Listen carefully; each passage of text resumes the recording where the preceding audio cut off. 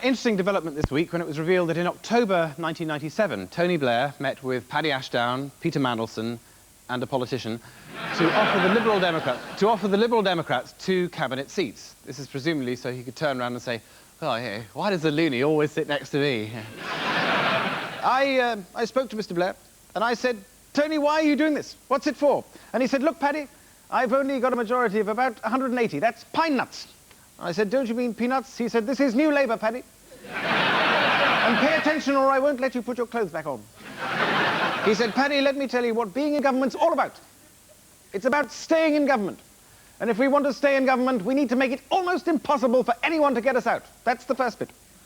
"So what's the second bit, Tony?" I said breathlessly, my heart pounding, my muscles aching as I struggled to support the weight of his jogging frame as he completed his last few laps over my prostrate back. "The second bit, Paddy," he said, "is we must never do anything that might cause anyone not to vote for us." "What?" I said. "Not raise tax by a penny for education?" "You fool," he said, pulling the towel from my eager mouth and wiping his imperial brow.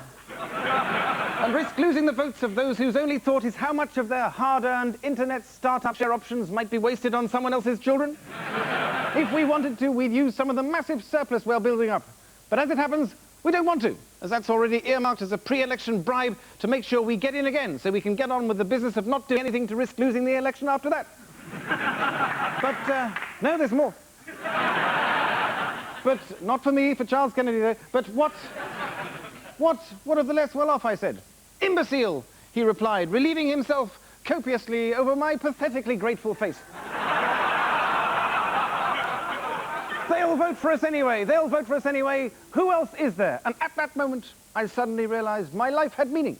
Just for that moment. I closed my eyes, which were never very open at the best of times. I closed my eyes in anticipation, and when I opened them again, I realized it was all a dream. A vain, foolish, empty dream. And you can buy that dream in the shops as soon as I finish my book.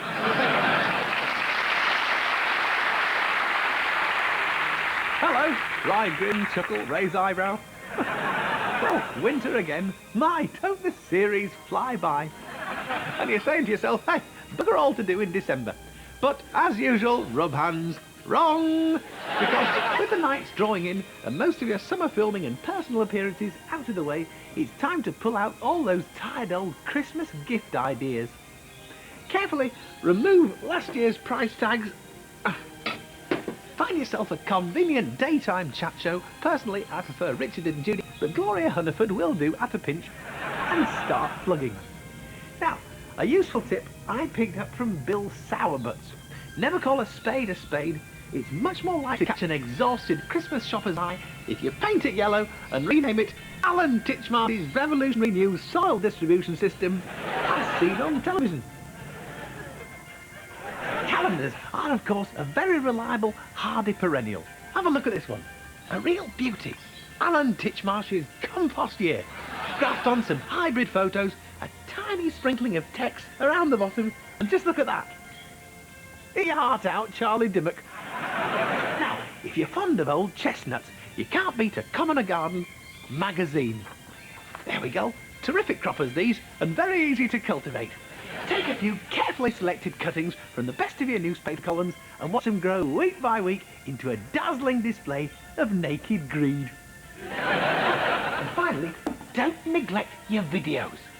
They're probably beginning to look a bit jaded now, so remember, most merchandise needs regular repackaging and as much television exposure as possible.